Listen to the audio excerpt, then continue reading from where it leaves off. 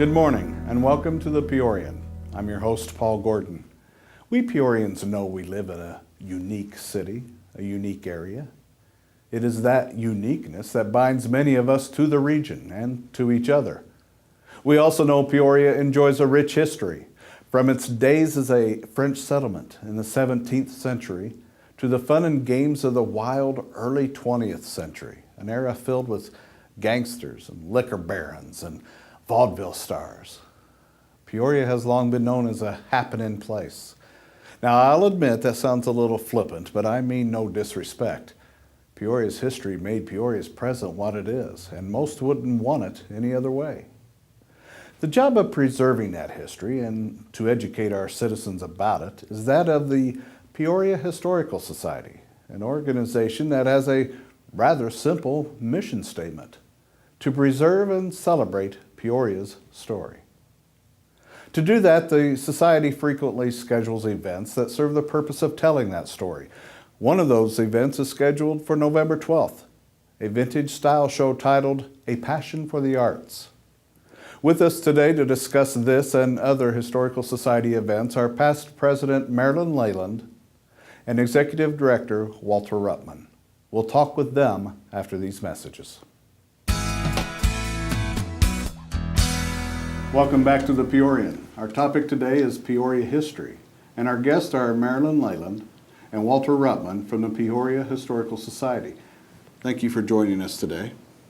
I wanted to say that one of the great things about our local historical society is that it puts on events that not only tell the history of our city and region, but the society tries to do the events in a way that the participants feel like they're part of it.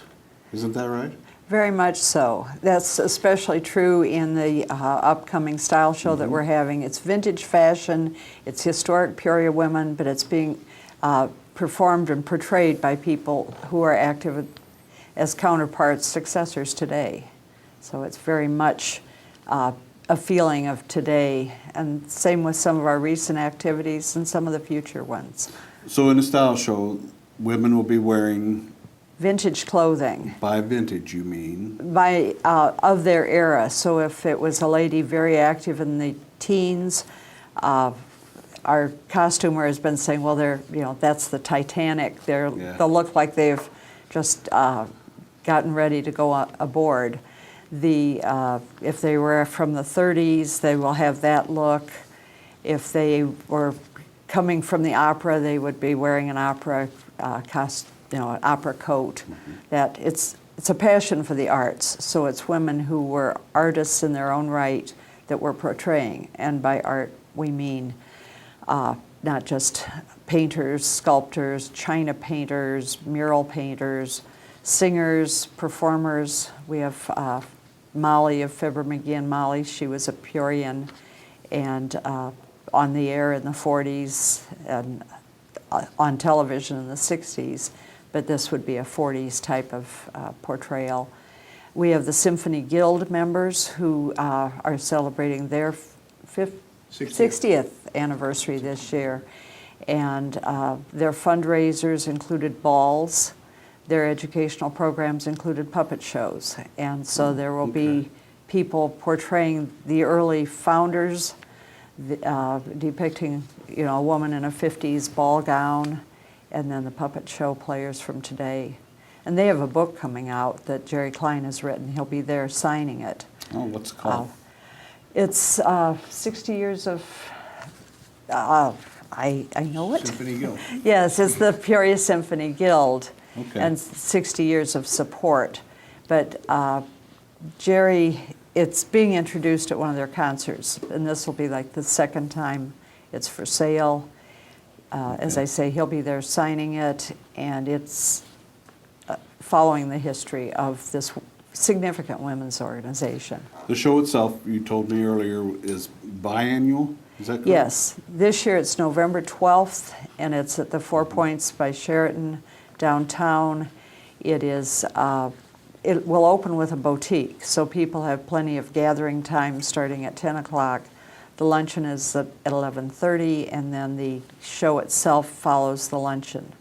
So, and then the boutique will be open afterwards. So if you still have money left after you've shopped the boutique and have something else you want to get, you can pick it up after the luncheon. Another key part of the style show is the Guardian Award, isn't that correct? Yes, Can you tell right. us a little bit about that? We're recognizing a woman who has played a significant role in preserving and celebrating Peoria history. Okay. And so that started with the first award. It's underwritten by the Baum Family Foundation. It is early winners included the lady from Elmwood, Alice Raffi, who was involved in the Elmwood history, which is extensive. Laredo Taft and the Underground Railroad and all that. Gloria LaHood is one. Channy Lyons is one, and she's been the stimulus and the inspiration for all of these shows. Her research of historic Peoria women and Peoria women in the arts. And so this year it's really a multifaceted package. There's a show at Lakeview on skirting convention. There is a symposium that is it will have been, but it's the 21st of October at Bradley. And then Fine Arts Society also was focused on these women. She broadened it beyond Peoria to be Illinois women in the arts, but Peoria women were her first inspiration, and her own research focused first on the Peoria women. Okay. The show, I mean, it's not just for women, is it? Absolutely not. It's about history, and it highlights the women. And also, one of the things that we talk about arts, we also are talking about entertainment. Okay. So we do have some people who will be performing as part of their walk down the aisle on the stage and so on. So we expect it to be a very much a fun event, and we're encouraging men to come, because it's not just about clothing. It is about history. It is about our past. And as Marilyn mentioned too, this collaboration with Channy Lyons, she was the one that put together the very first scripts for the first event that was had a number of years ago, and it has evolved ever since. And she's a key part, and that's why she received the Guardian Award as she had. When we come back, we'll discuss other events the Historical Society schedules and their significance to the region. Stay tuned.